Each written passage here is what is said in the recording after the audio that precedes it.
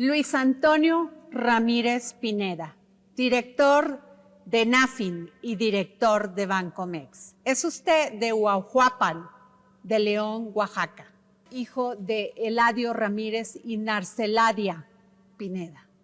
Su padre, un hombre de lucha, de política, quien fue gobernador del estado de Oaxaca. Esposo de Gabriela, padre de Renata, Luis Antonio y Rodrigo. Es usted licenciado en Economía por el ITAM e hizo su maestría en Londres, en la London School of Economics. Así es, Adriana. ¿Cómo fue su infancia, director? Mira, Adriana, déjame decirte que yo soy una persona muy afortunada porque desde chico tuve la oportunidad siempre de caminar al lado de mi papá. Desde chico él me llevaba siempre a su trabajo, a los mítines políticos, a sus giras, y yo veía todos los días, siempre que lo acompañaba, cómo él se conducía con la gente, identificaba los problemas, se relacionaba con la gente, y eso me permitió a mí darme una idea de justamente lo que a mí me gustaría hacer de grande. Él fue siempre la persona a la cual yo me puse como una meta de llegar a ser como él, porque todos los hijos queremos ser como los papás. Y mi papá se puso como objeto de que el hijo fuera mejor que el papá.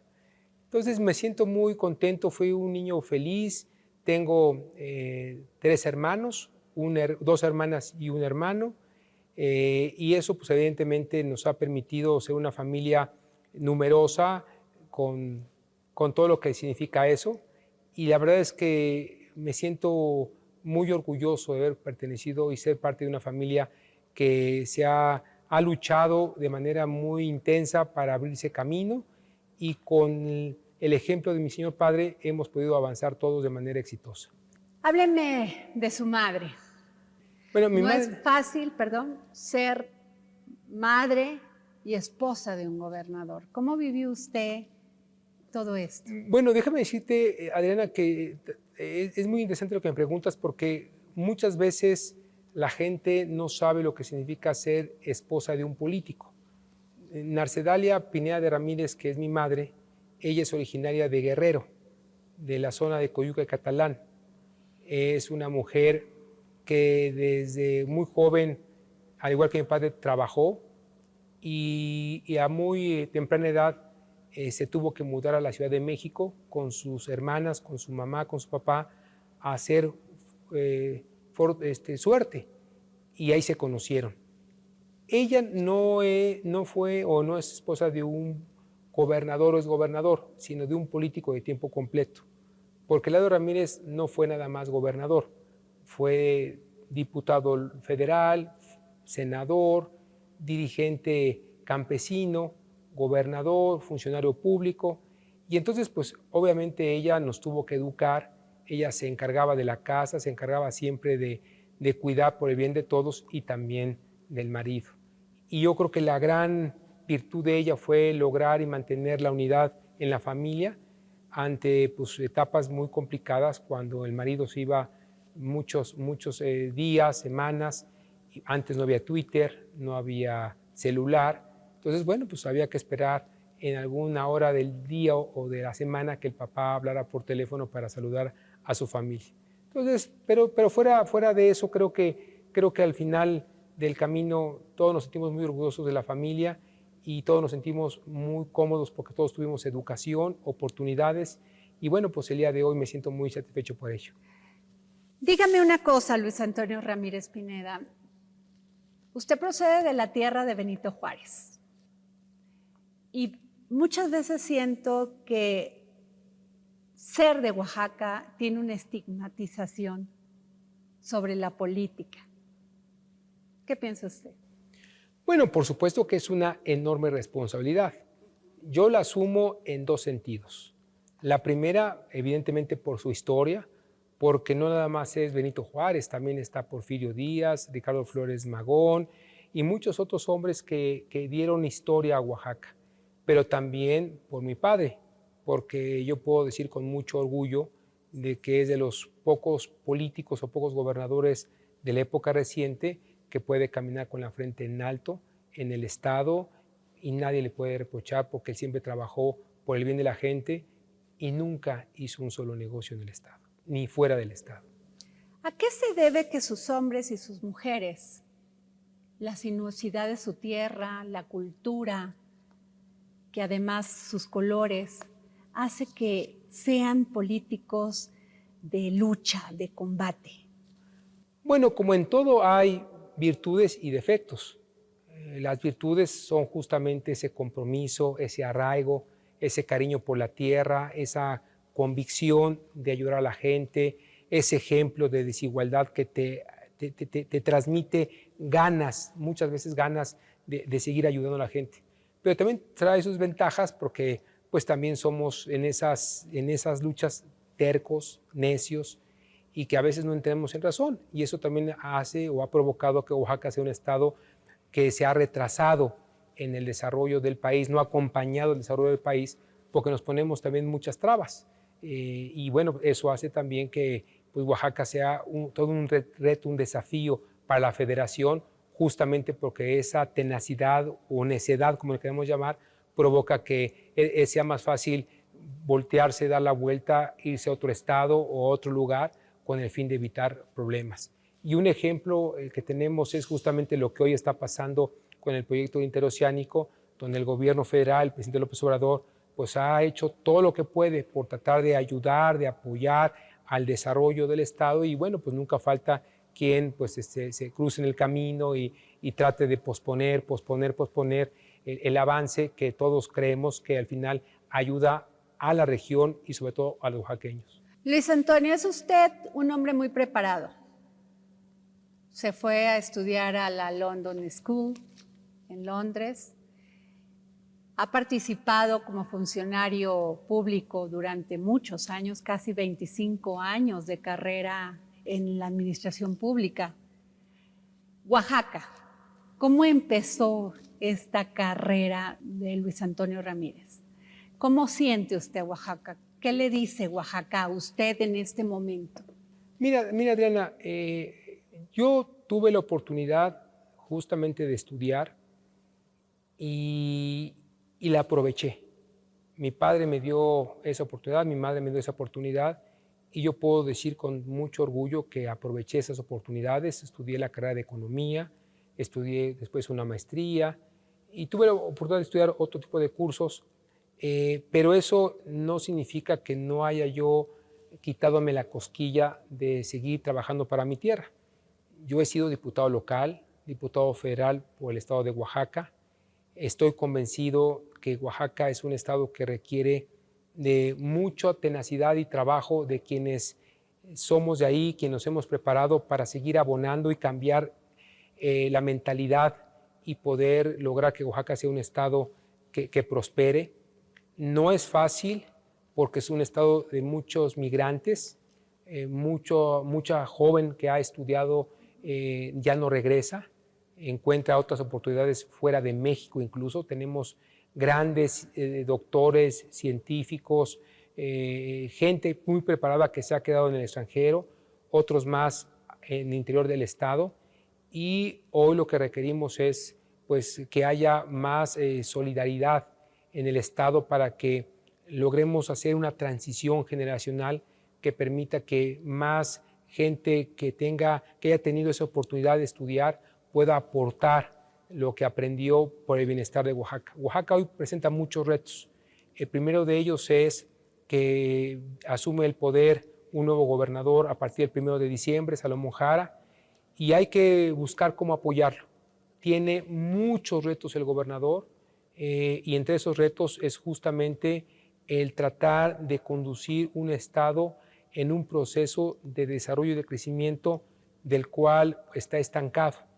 Y el mejor ejemplo de esto es cuando mi región, la Mixteca, cuando uno va a la Mixteca, encuentra poblaciones chiquitas de 200, 100 habitantes, gente pobre, gente sin alternativas, sin opciones, jóvenes que están esperando cumplir 14, 15 años para irse a los Estados Unidos, niños que no tienen muchas oportunidades y gente que vive de las remesas. No se requiere mucho más que entender que Oaxaca requiere de un gobierno solidario, un gobierno que esté pensando en el Estado, en las regiones, en oportunidades para generar empleos, para que la gente se quede en el Estado, inversiones que lleguen al Estado. Necesitamos sumar todos. Y yo tengo la esperanza que el nuevo gobernador tenga esa sensibilidad para sumar a todos y que todos tengamos la posibilidad de aportar por el bien del Estado. Luis Antonio Ramírez, a usted le tocó una parte muy difícil de la historia de México, la pandemia, el COVID. Usted era director general del ISSSTE. ¿Qué fue para usted vivir en el sistema de salud, en su papel como funcionario, en su papel como responsable? Mira, es una pregunta muy interesante y creo que es muy pertinente esta oportunidad que tú me das para un poco rápidamente tratar de resumir qué fue lo que vimos en la pandemia. Primero que nada, decirte que cuando el señor presidente de la República, Andrés Manuel López Obrador, me invitó a dirigir el ISSSTE, yo ya conocía el ISSSTE. Yo había sido director de finanzas del ISSSTE y eso me permitió tener una idea mucho más amplia del instituto. Y es más, yo creo que esa fue la razón principal porque el presidente de la República me invitó a dirigirlo. A partir de que el presidente de la República me invitó, él estaba convencido, como lo está ahorita, de que había que reformar todo el sistema de salud en el país, porque él había constatado en la campaña que estaba abandonado los hospitales, las clínicas, de todo el sistema de salud, del Seguro Social, del ISSSTE y de los estados. Y había que armar algo nuevo, algo más creativo que permitiera ser más ágiles. Incluso recorrimos el país 5 meses, viernes, sábado y domingo, recorrimos 80 hospitales de IMSS Bienestar. Ahí lo acompañamos al presidente del sector de salud, el director del ISSSTE, el director del Seguro Social, el director del INSABI, justamente para atestiguar la situación en la que se encontraba el sector salud, partiendo de que el IMSS Solidaridad era el mejor sistema que había en el país. Okay. Cuando en esos recorridos el presidente constató que faltaban médicos, que faltaban enfermeras, que faltaba equipo, que faltaban medicamentos, que no había infraestructura suficiente, que no había los servicios de salud que tanto se decía que estábamos nosotros construyendo en el país. Y en eso apareció la pandemia, que fue reveladora porque la pandemia nos hizo dar cuenta que no teníamos equipamiento, no teníamos los especialistas, no teníamos el suficientes insumos para poder hacer frente a esta pandemia, pero afortunadamente, como se actuó con prontitud, logramos evitar que la pandemia se concentrara en un solo momento. Como lo escuchábamos en las mañaneras cuando decían, es que hay que alargar la curva. Justamente se trataba de evitar que en un solo momento la mayor parte de la población nos contagiáramos, porque con eso íbamos a lograr que hubiera camas suficientes. ¿Qué hicimos? Revisamos cómo estábamos como institución, cuántas camas disponíamos, cuántos médicos teníamos, cuántas enfermeras teníamos, qué equipo de protección teníamos que usar, porque en ese entonces ni siquiera sabíamos cómo protegernos de esto. Y obviamente también nos encontramos con un sistema de salud que estaba desmantelado, no producíamos vacunas, teníamos que conseguir las vacunas. Entonces se armó toda una estrategia. Pero lo que yo quiero decirte es que en el ISSSTE nos encontramos con una institución que subroga todo. Tenemos que contratar servicios privados para poder atender la atención de los derechohabientes del instituto. Es decir, el ISSSTE perdió la rectoría del Estado. El ISSSTE perdió la capacidad de atender directamente al derechohabiente porque todo lo teníamos que contratar por fuera. Todo. Y eso evidentemente provocaba un desfase y un problema muy fuerte para la administración y la provisión de esos servicios.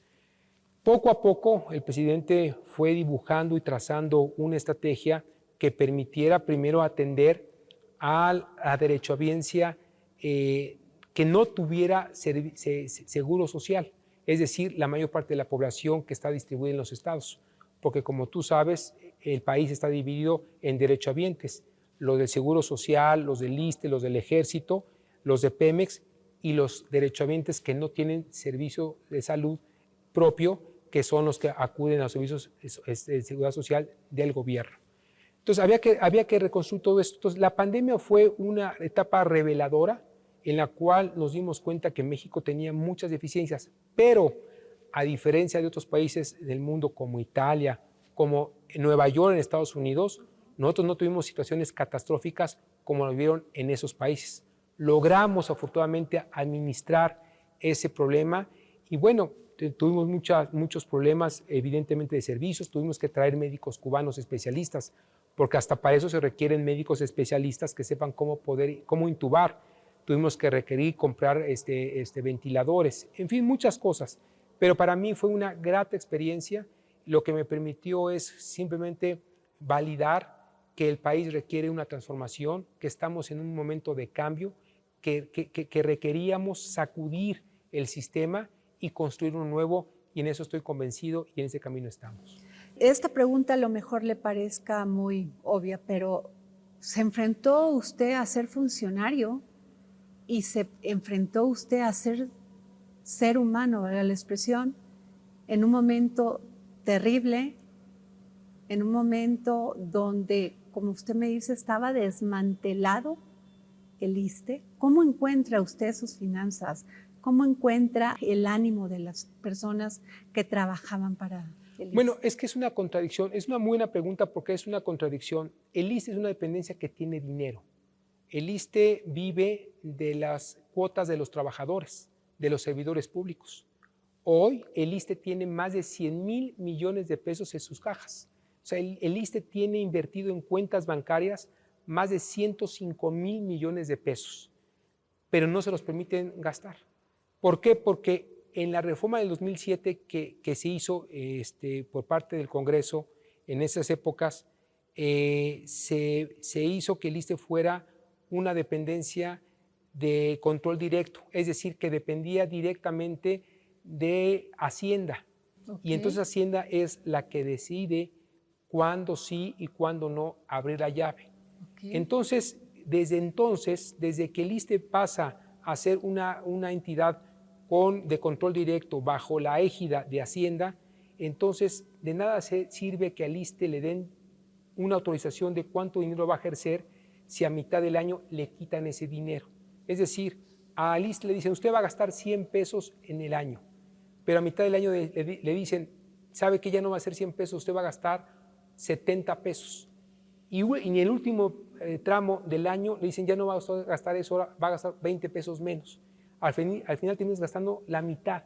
Así no puedes hacer planeación, así no puedes hacer inversión en infraestructura, así no puedes hacer un diseño serio de la institución, porque el ISSSTE juega en la balanza de las finanzas hacendarias, lo cual hace que el ISSSTE esté atado de manos. Pero el ISSSTE es una institución con dinero, tiene dinero ahí, y por eso el presidente dice, bueno, tenemos que rehacer todo esto, porque no se vale que el derechohabiente esté metiendo su dinero mes con mes y el ISSSTE no puede invertirlo. Entonces, es parte de las herencias del modelo económico que tenemos que ir cambiando, porque el ISSSTE no está pobre, el ISSSTE es una institución muy abundante en recursos. ¿Y por qué subrogar los servicios? Esa es justamente la contradicción. Justamente lo que nunca entendimos es cómo es que el Congreso aceptó en el 2007 que el ISSSTE, teniendo recursos suficientes, tuviera que subrogar los servicios en lugar de contratar enfermeras, de contratar médicos, de construir hospitales, de comprar equipos, tuviéramos que subrogarlo a través de terceros. ¿Hay una lógica política para eso?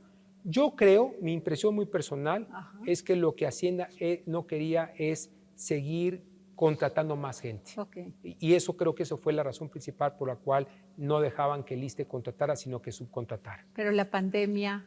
La pandemia evidenció esta carencia y en consecuencia nos agarró cojos, sin capacidad para poder hacer frente a esto.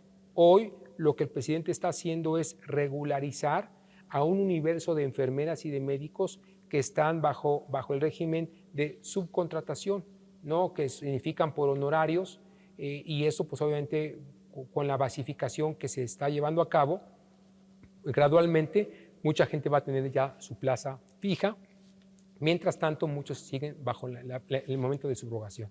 O sea que muchos de los números que nos daban estaban nada más maquillados.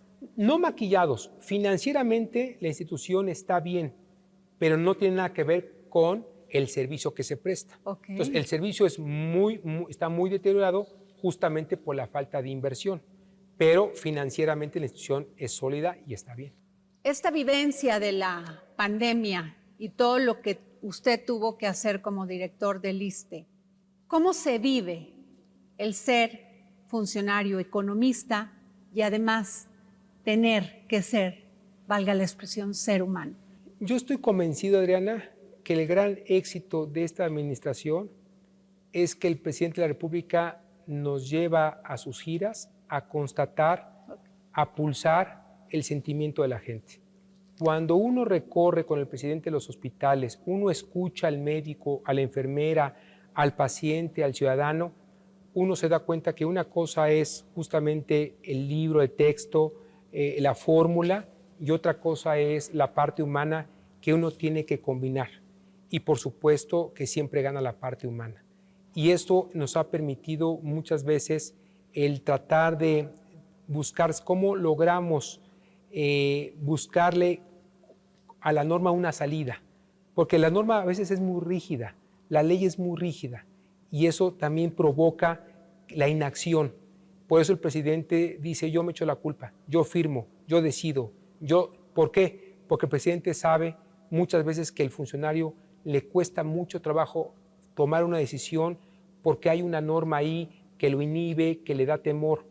Y estas visitas que hemos hecho con él cuando viajamos y cuando hay que tomar decisiones de manera inmediata, ahí es donde viene la parte humana que yo estoy tratando también de hacer ahora en el banco. En el ISSSTE lo hicimos, lo hacíamos todo el tiempo y luego en los hospitales aún más, porque en los hospitales el presidente también siempre decía, lo importante es que haya siempre el insumo o el medicamento.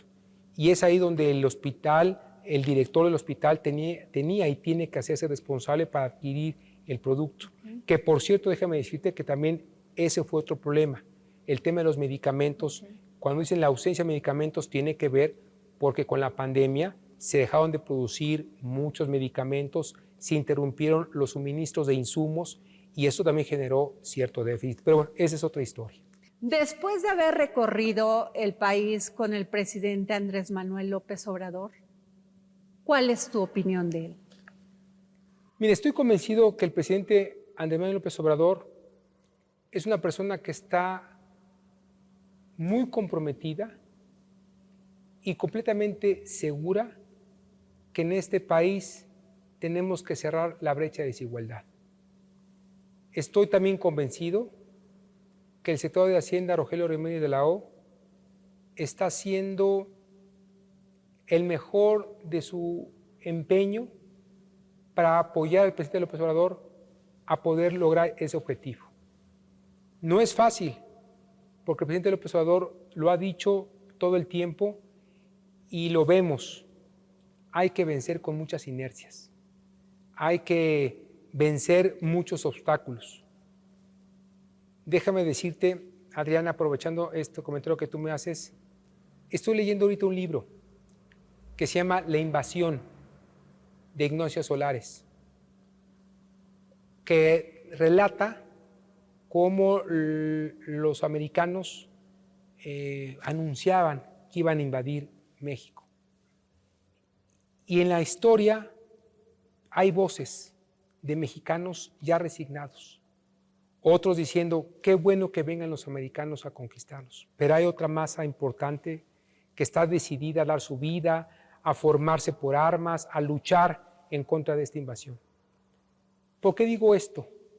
Porque hoy estamos viviendo una etapa muy interesante también, en la cual vemos cómo el presidente López Obrador tiene que hacer frente y convencer a la mayor parte de los mexicanos que México tiene que reconfigurarse y que tenemos que pensar que México es uno solo, que el país tiene que crecer de manera equitativa, igual, y evitar esos desequilibrios que hoy vemos de manera bárbara cuando viajamos a Guerrero, cuando vamos a Oaxaca, cuando vamos a Chiapas, que vemos que todavía a estas alturas hay niños que no pueden ir a la escuela, hay adultos mayores que están abandonados, vemos comunidades que no tienen ni siquiera agua para tomar y por otro lado vemos otras regiones del país donde presumen que vienen grandes cantidades de dinero, de inversiones y que viven en la jauja.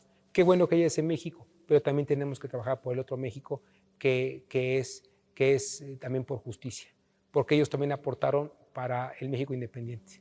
Es usted director general de NAFIN y de Bancomex. ¿Cómo le hace?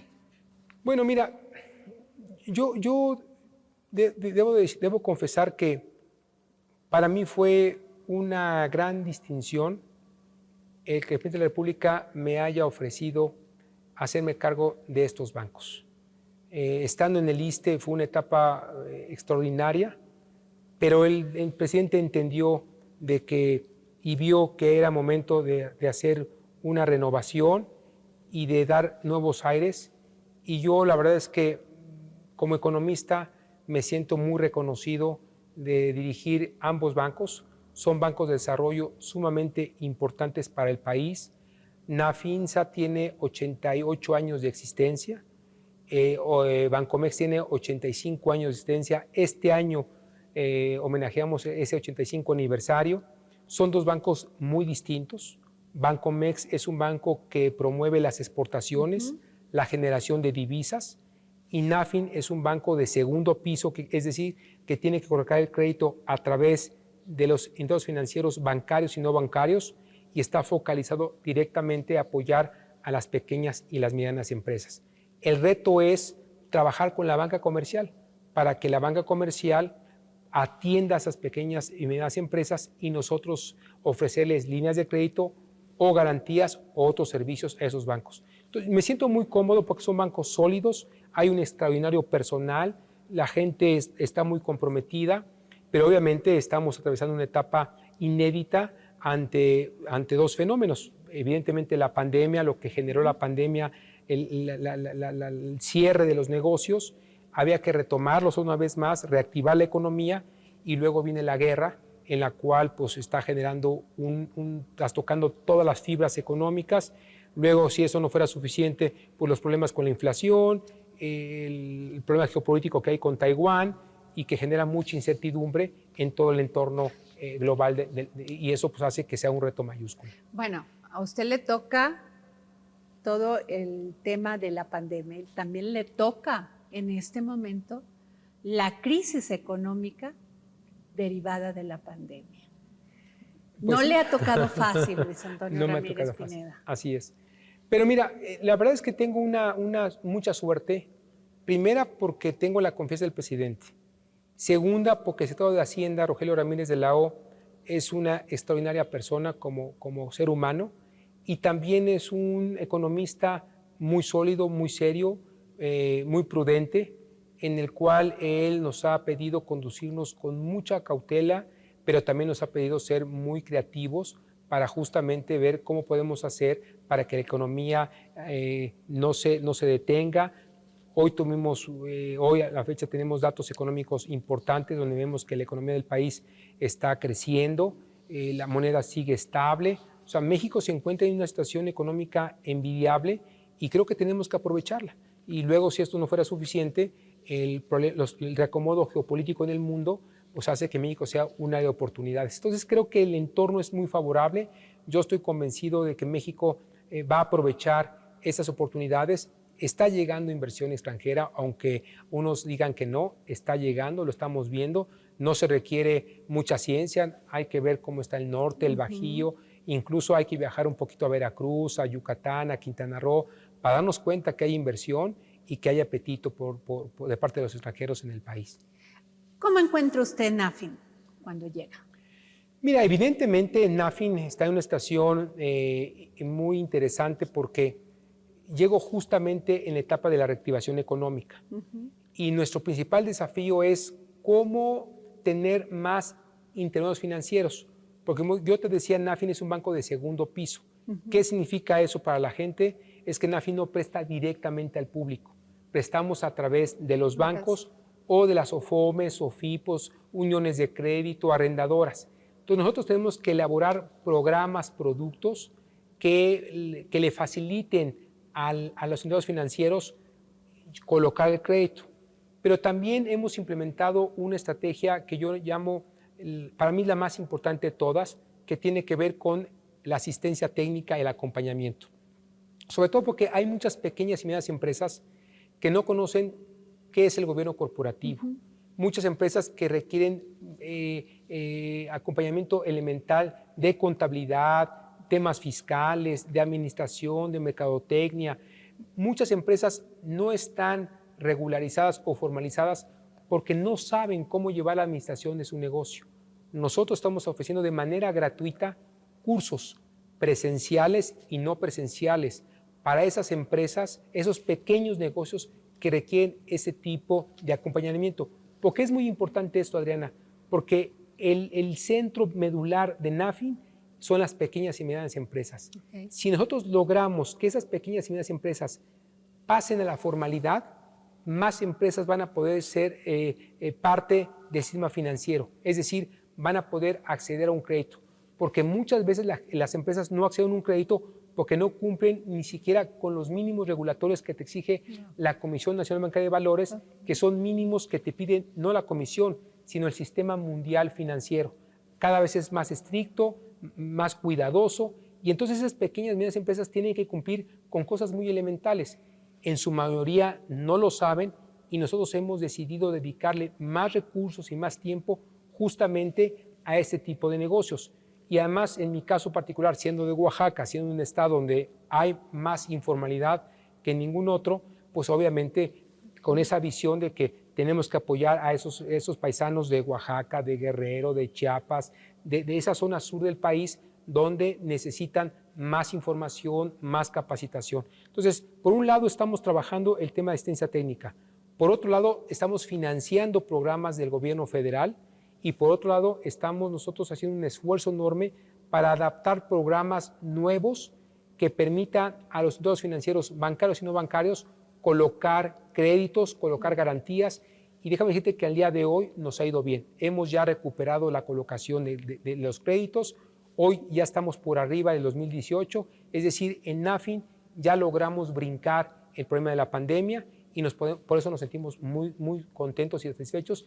Y hoy estamos haciendo un esfuerzo inédito para tratar de hacer más productos, para abrirle la puerta a más intermediarios y con eso lograr tener mayor colocación en aquellas regiones del país donde generalmente no llega la banca comercial. Si usted tiene que mencionarme 3 proyectos importantes donde ha participado NAFIN, como el transporte sostenible, ¿qué otros me podría mencionar? Bueno, mira, justamente el tema del nearshoring, que tiene que ver con lo que tanto se ha hablado de cómo aprovechamos las ventajas con los Estados Unidos. Nosotros estamos justamente hoy trabajando con las pequeñas empresas que son proveedoras de las empresas anclas. Queremos identificarlas, queremos apoyarlas, queremos que crezcan, que se amplíen, para que esos pequeños proveedores puedan ellos ampliar sus capacidades de producción y podemos con eso aprovechar las ventajas que tenemos con Estados Unidos. Evidentemente la otra es, y seguirá siendo, es lograr mayor inclusión financiera que tiene que ver con la formalidad. Entre más empresas logren llegar a la formalidad, el país va a tener mayor capacidad de financiar esas empresas. Okay. Si no están formalizadas, no vamos a lograr derramar más crédito. Entonces, tenemos que formalizarlas y para eso tenemos que trabajar mucho en la asistencia técnica. Y la tercera es justamente cómo detonamos crédito en esas zonas que han sido excluidas por los bancos. Me refiero al sur-sureste.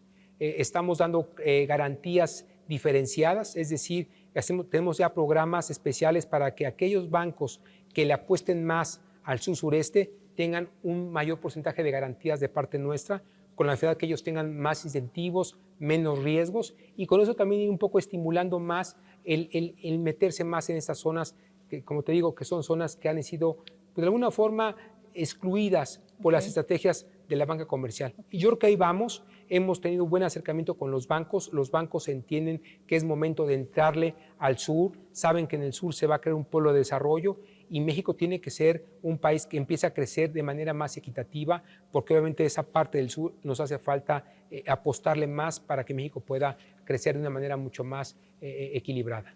¿Cómo caminan juntos Nafin y Bancomex? ¿En dónde se encuentran? Definitivamente en el tema de la asistencia técnica y capacitación. ¿Por qué? Porque si nosotros logramos que más pequeñas empresas se formalicen, que más pequeñas empresas se amplíen su capacidad de producción, Bancomex las va a poder cachar para ayudarlas a exportar. Tenemos hoy una gran área de oportunidad. México tiene más de 40 tratados comerciales. Estados Unidos, Canadá, Sudamérica y Europa son continentes y países en los cuales nosotros estamos ya conectados a través de tratados comerciales. Hay que aprovechar esos tratados comerciales y para eso necesitamos producir y exportar. La agroindustria, por ejemplo, es un área de oportunidad donde nosotros ya en Bancomex establecimos un acuerdo con FIRA, que es el banco especializado para estos temas, con el cual nosotros queremos apoyar a FIRA para que todos esos pequeños productores que ellos apoyan, nosotros podemos ayudarles para la exportación. Igual con esos pequeños proveedores que están ayudando en autopartes o en materia textil o en materia aeroespacial o en materia de otra índole, nosotros tengamos como capacidad para que Nafin los prepare, los ayude a crecer y Bancomex los pesque para que después los ayude a exportación. O sea, creemos que la exportación en este momento es una gran área de oportunidad para México y en ese sentido los dos se complementan muy bien. ¿Cómo se encuentra Bancomex ante estos paneles internacionales que estamos en este momento teniendo por el tema del Tratado de Libre Comercio? Bueno, nosotros en lo particular damos seguimiento muy detallado de lo que está pasando en esta materia.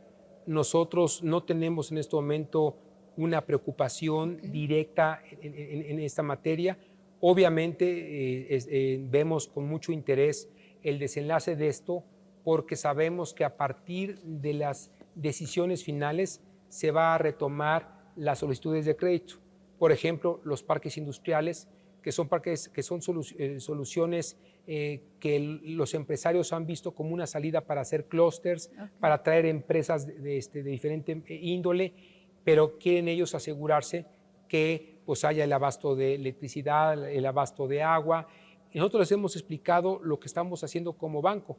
Nosotros como Bancomex, como Nafin, estamos apoyando a CFE y a Pemex. Tenemos créditos en estas dos grandes empresas y en consecuencia somos nosotros testigos de cómo el gobierno federal está invirtiendo en estos sectores. Entonces yo en lo particular me siento muy optimista porque estoy seguro que la inversión que estamos haciendo en estas dos grandes empresas nos va a redituar en el muy corto plazo, porque además el mejor ejemplo es el Tren Maya. El gobierno y el presidente está supervisando, vigilando todos los días esto, y bueno, en el sur-sureste va a haber una oferta energética muy importante a partir del próximo año.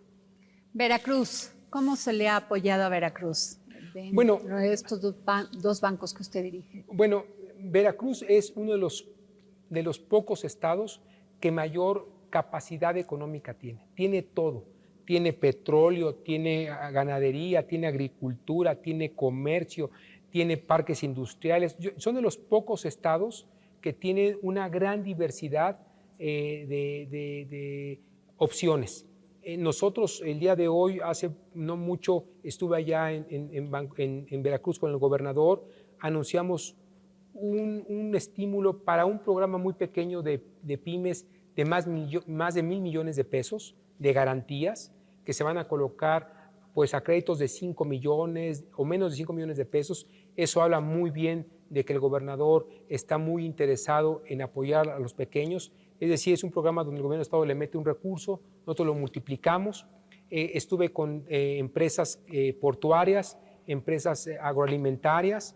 O sea, en Veracruz hay muchas áreas de oportunidad y yo creo que es uno de los pocos estados donde nosotros tenemos un enorme interés porque hay de todo en Veracruz. Los empresarios, estos microempresarios, muchas veces, pues como bien dice usted, no tienen esa asesoría para llevar todos los requisitos que se les solicita, entre ellos las cartas de crédito.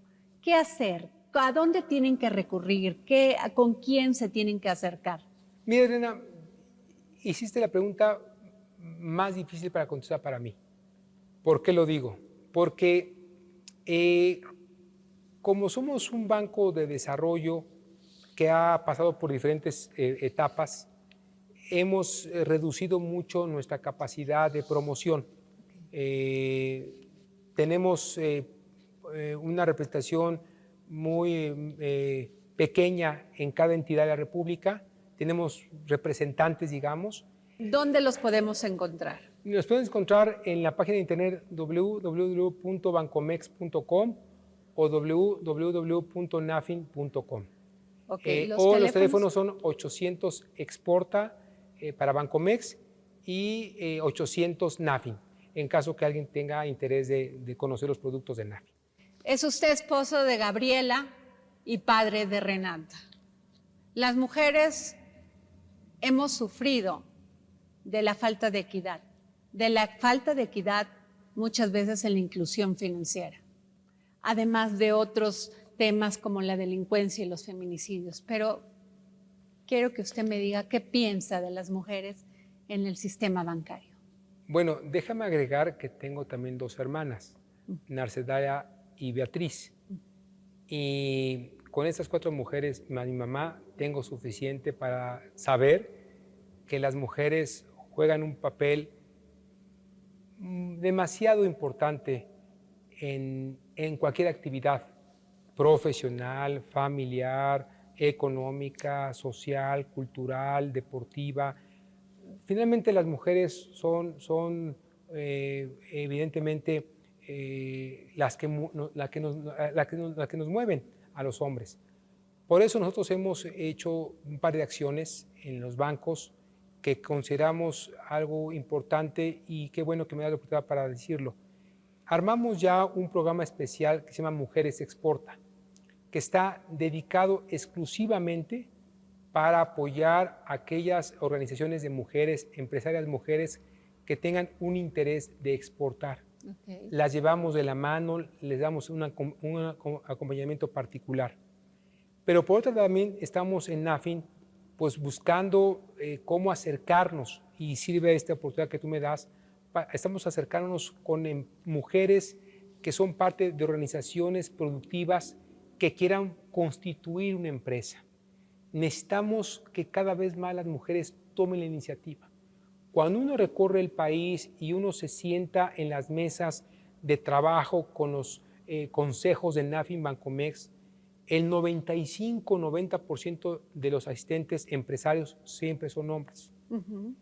Nosotros quisiéramos que eso se equilibrara y tenemos que empezar a trabajar. Y para ello, ¿qué requerimos? Requerimos justamente que las mujeres pierdan el miedo y que tomen la iniciativa y se vayan organizando entre ellas y se acerquen con nosotros. Nosotros somos un banco que lo que busca es justamente formar más empresas. Lo que este país requiere, insisto, es más formalidad. Las mujeres se caracterizan por ser buenas pagadoras. Te comento rápidamente, nosotros tenemos allá en Oaxaca una fundación, se llama Fundación Ayú, es el pueblo de nosotros. La dirige mi hermana Narcedalia. Okay. Y a través de esa fundación hemos trabajado mucho en 2 vertientes. Programas de asistencia, que tiene que ver con darle a las mujeres apoyo en todo sentido, y otras son las cajas de ahorro, donde le enseñamos a las mujeres cómo llevar su ahorro.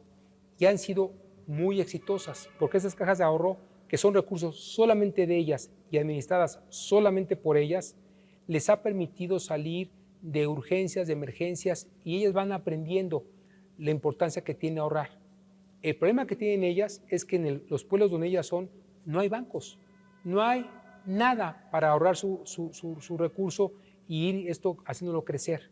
Eso es justamente lo que necesitamos. Necesitamos que el sistema financiero arriesgue y llegue a estas regiones del país, y nosotros por esa escuela y esa antecedente que tengo, estoy convencido que necesitamos hacer que las mujeres sean más proactivas. Y tenemos que encontrar también una fórmula para que las mujeres también incorporen más a los hombres en los temas también del hogar, porque la mujer a veces quiere hacer todo.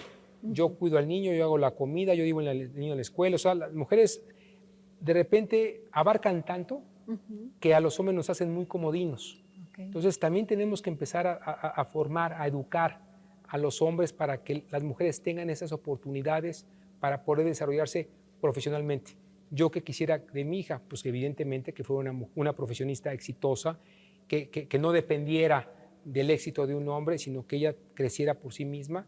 Y bueno, pues evidentemente con ese ejemplo de mi hija, yo quisiera que todas las mujeres así fueran. Luis Antonio Ramírez Pineda, director de NAFIN, director de Bancomex. Usted ya fue diputado local, diputado federal. Ha sido funcionario, como lo decía desde el principio. Pero le quiero hacer esta pregunta.